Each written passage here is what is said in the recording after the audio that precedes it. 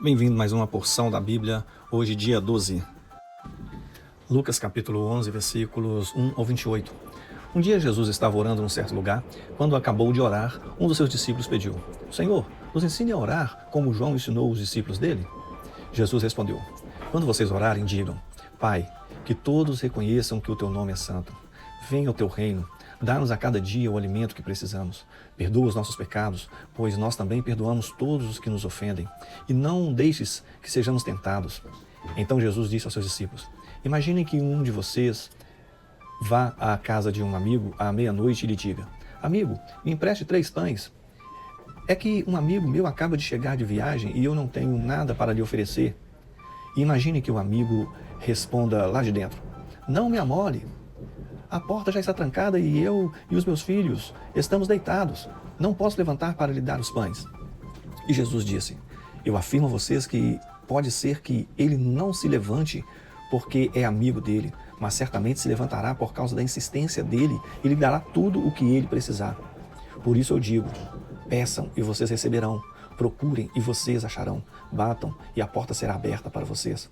Porque todos aqueles que pedem recebem, aqueles que procuram acham, e a porta será aberta para quem bate.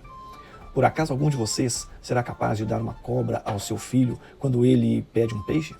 Ou se o filho pedir um ovo, vai lhe dar um escorpião? Vocês, mesmo sendo maus, sabem dar coisas boas aos seus filhos. Quanto mais o Pai, que está no céu, dará o Espírito Santo ao que lhe pedirem. Jesus estava expulsando de certo homem um demônio que não o deixava falar. Quando o demônio saiu, o homem começou a falar.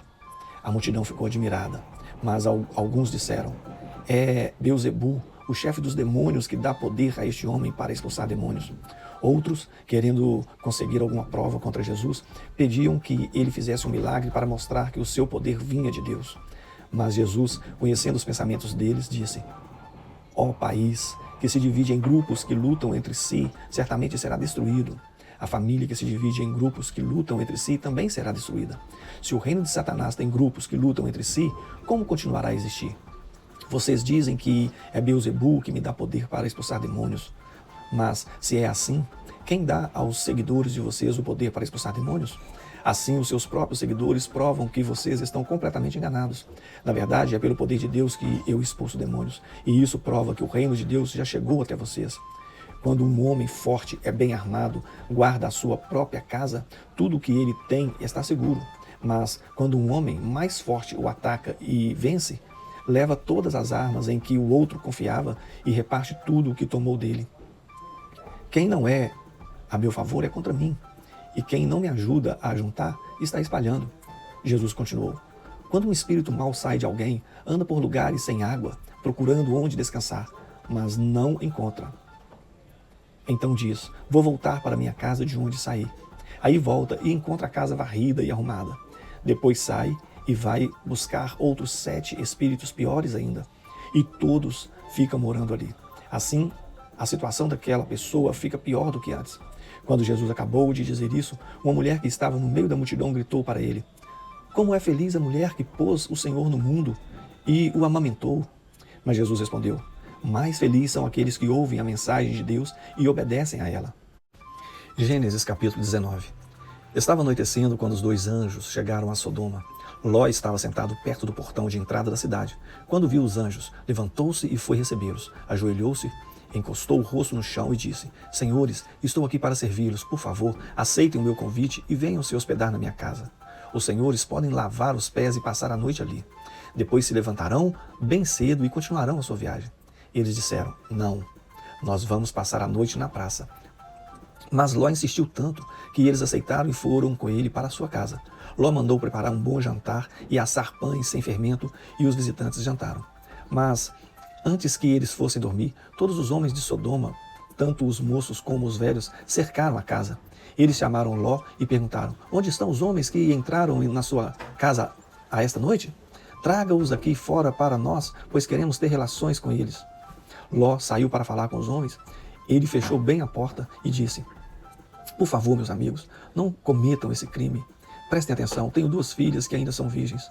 Vou trazê-las aqui fora para vocês. Façam com elas o que quiserem. Porém, não façam nada com esses homens, pois são meus hóspedes e eu tenho o dever de protegê-los. Mas eles responderam: saia da nossa frente. E diziam uns aos outros: esse homem é estrangeiro e quer mandar em nós. Depois, virando-se para Ló, disseram: pois agora vamos fazer com você pior ainda do que íamos fazer com seus hóspedes. Os homens de Sodoma se atiraram contra Ló e chegaram perto da porta para arrombá-la. Mas os visitantes pegaram Ló e o puxaram para dentro da casa e fecharam a porta. Em seguida, eles fizeram que os homens, tanto os moços como os velhos, que estavam do lado de fora, ficassem cegos, e assim não conseguiram encontrar a porta. Então os visitantes disseram a Ló: tem mais gente sua aqui? Pegue os seus filhos, as suas filhas, os seus genros e os outros parentes que você tiver na cidade e tire todos daqui, pois nós vamos destruir este lugar. O Senhor Deus tem ouvido as terríveis acusações que há contra esta gente e por isso nos mandou para destruirmos Sodoma. Então Ló saiu e foi falar com os homens que iam casar com suas filhas. Ele disse: arrumem-se depressa e saiam daqui, porque o Senhor vai destruir a cidade. Mas eles pensaram que Ló estivesse brincando. De madrugada os anjos insistiram com Ló, dizendo: arrume-se depressa, pegue a sua mulher e as suas 2 filhas e saia daqui, para que vocês não morram quando a cidade for destruída. E como eles estavam demorando, os anjos pegaram pela mão Ló, a sua mulher e as suas filhas, e os levaram para fora da cidade, pois o Senhor teve compaixão de Ló. Então um dos anjos disse a Ló: agora corra e salve a sua vida. Não olhe para trás, nem pare neste vale. Fuja para a montanha, senão você vai morrer.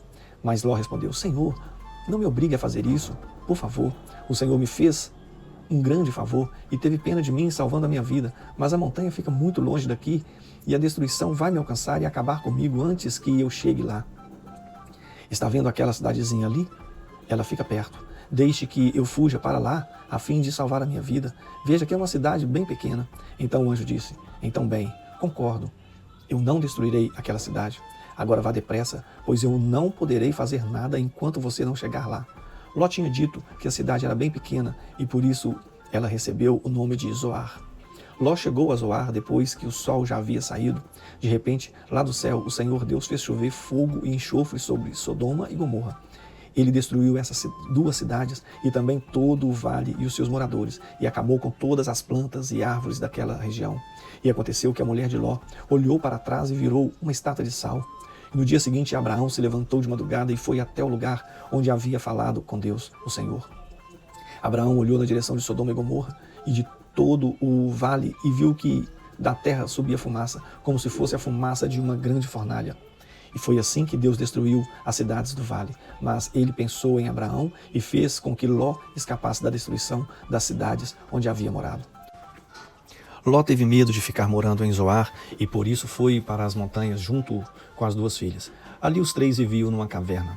Certo dia a filha mais velha disse à mais nova: o nosso pai já está ficando velho e não há nenhum outro homem nesta região. Assim não podemos casar e ter filhos, como é costume em toda a parte. Venha cá, vamos dar vinho ao nosso pai até que ele fique bêbado. Então nós nos deitaremos com ele e assim teremos filho dele. Naquela mesma noite, elas deram vinho ao pai e a filha mais velha teve relações com ele, mas ele estava tão bêbado que não percebeu nada. No dia seguinte, a filha mais velha disse à irmã: eu dormi ontem à noite com o pai, vamos embebedá-lo de novo hoje à noite e você vai dormir com ele. Assim nós 2 teremos filhos com ele e conservaremos a sua descendência. Nessa noite, tornaram a dar vinho ao pai e a filha mais nova teve relações com ele. De novo, ele estava tão bêbado que não percebeu nada. Assim, as 2 filhas de Ló ficaram grávidas do próprio pai. A mais velha teve um filho, a quem deu o nome de Moabe. Ele foi o pai dos moabitas até hoje. A mais nova teve também um filho e pôs nele o nome de Ben-Amim. Ele foi o pai dos amonitas até hoje. Salmo 12.